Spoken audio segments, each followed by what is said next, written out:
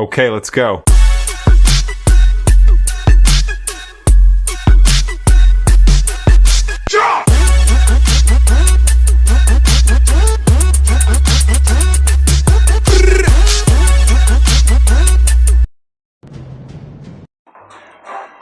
Hi guys! Ang Pony Friends here at welcome sa aking YouTube channel. At ngayon guys, war number 2 tayo against Grandim Mania. And as usual, tayo ay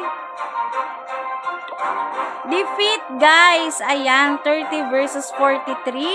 Ang daming TH70 nila guys. At hindi umatak ang aming number 1. At di ko alam kung bakit. Pero syempre may nakatakdang ano dyan. May nakatakdang parusa sa ganyan. Joke. Hindi guys. Baka may importante lang siyang ginawa. O kaya brownout kasi may bagyo. So yun guys. Pakita ko lang sa inyo yung attack ng aming number 3 na si Wallbreaker guys. Inattack niya yung number 2. Panoorin natin yung replay na to guys. Gumamit siya guys ng Electro Dragon attack. At panoorin natin yan. Kasi page 16 lang yan guys. Kaya ni WB yan.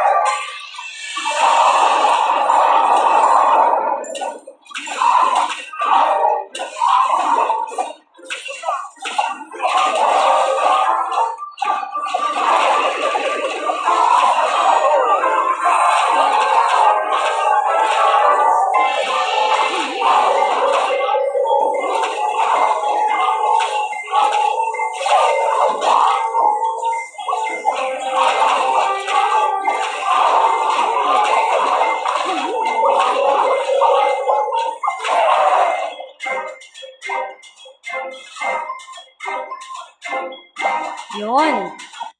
Next natin guys, panoorin natin yung attack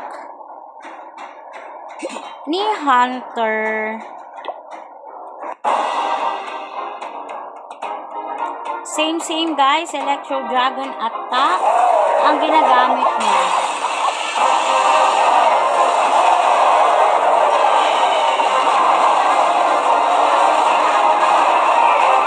Kaso guys, naka-rage spell siya at saka clone spell. Free spell, ayan. Si Wobby kasi kanina ay lightning spell ang gamit. So magkaiba.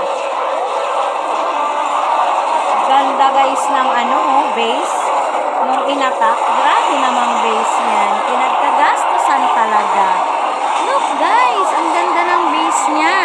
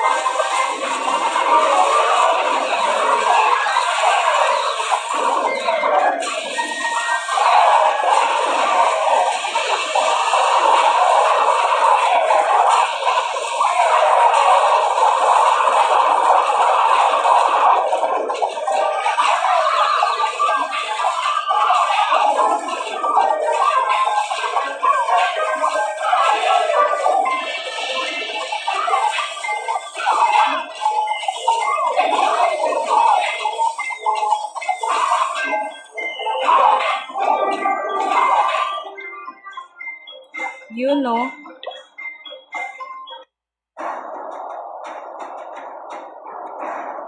So, ayun na nga guys, nakita natin ang attack ng ating mga clanmate guys. Kahit na natalo tayo sa war at naka-mismatch na naman tayo guys. Tingnan nyo guys yung, ayan, nasa number 7 pa rin tayo. Pero syempre, habol pa tayo dyan. 1 and 2, ang lakas nyo, grabe. 121 at si number 2 ay 117. Diyos mio, Marimar, mahahabol pa kaya namin yan? Ang importante guys, clan medal. Yan lang ang habol natin. At yan guys, magkita-kita ulit tayo sa war number 3. Mapatalo man yan o panalo, mag-a-upload ako guys. Ayan, mag-upload pa rin tayo. Talo man tayo o panalo. Ayan. Clan War League November season. Laban lang. Kita-kita ulit tayo sa susunod na upload. Bye everyone. See you on the next one. Don't forget to like and subscribe.